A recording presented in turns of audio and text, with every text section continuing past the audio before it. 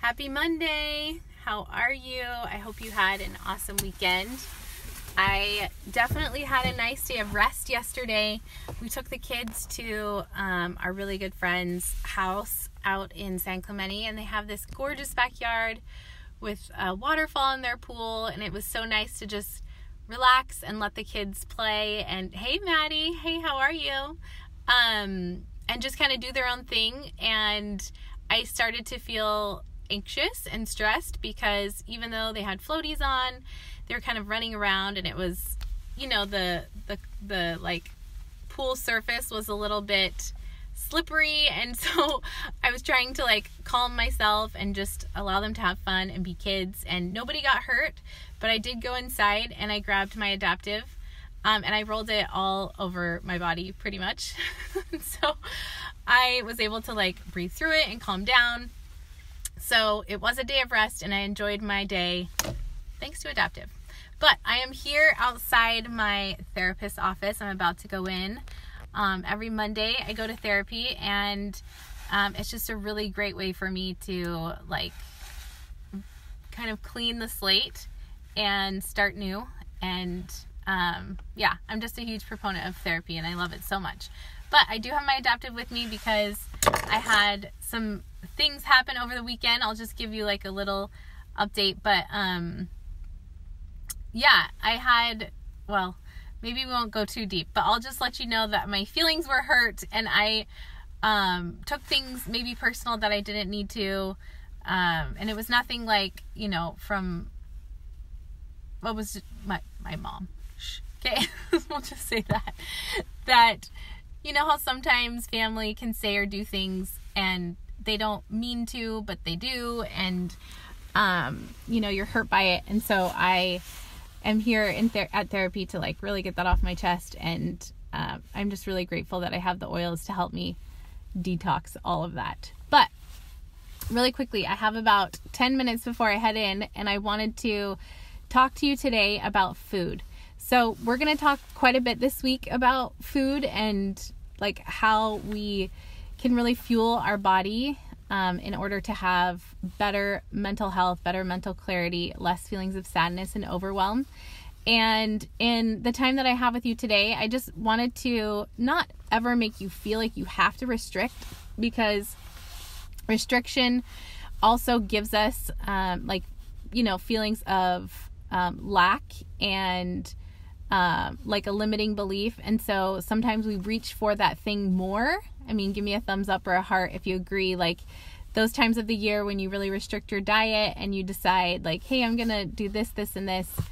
Oftentimes like we end up really binging and kind of going crazy because yes, thank you for the thumbs up, because we like mentally, we restricted that from ourselves. And so now we want it even more. And our like mind, body, and everything is like, I have to have that. But I just want to make you aware that during these 30 days, I want you to try to limit. So kind of like live the 80-20 rule. If you could limit the sugar intake, this is going to decrease the amount of bad gut flora that proliferates your gut. So the thing about gut flora is that when it's balanced, when there is, like a good ratio between good and bad bacteria, then your body's able to live kind of in a state of homeostasis, because your body's always filtering out toxins and things coming in from your environment and from your food, and whether it's leftover pesticides left on your fruits and veggies and it's filtered through your liver, still all of those things are going to get down through your GI tract and really affect your gut flora. So your body's like constantly working hard to get you, feeling well. But if you have, an unhealthy gut flora and you have more bad bacteria than you have good, that's when we have real serious issues with anxiety and depression. Sorry, the sun is like changing and being so bright. But the like issues that we have with our mental health come up a lot more when we are eating sugar and when our body is in like fat storing mode, which is when you're in a sugar craving and you have an insulin spike.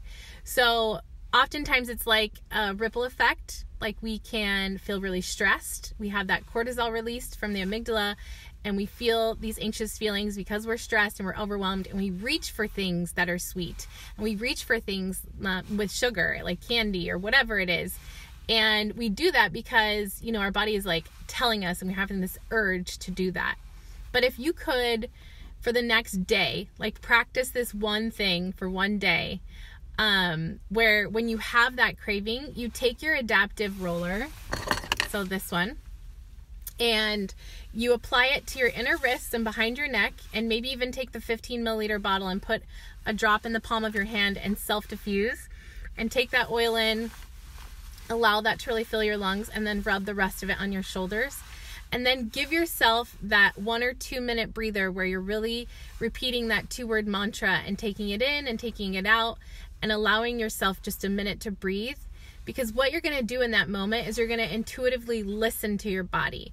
You're going to have an inventory in your mind, body, soul that's listening to you and trying to figure out, okay, what is my body telling me? Yes, I know that I want this sugar, but is that something to mask something else, right? Is my body needing a rest? Is my body overwhelmed because I have all of these things that are expected of me and I don't know where to begin? And so I want this sugar to just kind of numb the pain and help me feel satisfied momentarily. But that's exactly it, is that sugar is only satisfying you for such a short amount of time, but the long-term effects of that insulin spike and that sugar intake is so much worse than the like quick fix that you're getting from it emotionally. So if you can breathe through it, and if you can emotionally tap into your like intuition and yourself and really listen to what it is your body is telling you, then you're going to have so much better of an outcome and so much better of a day. So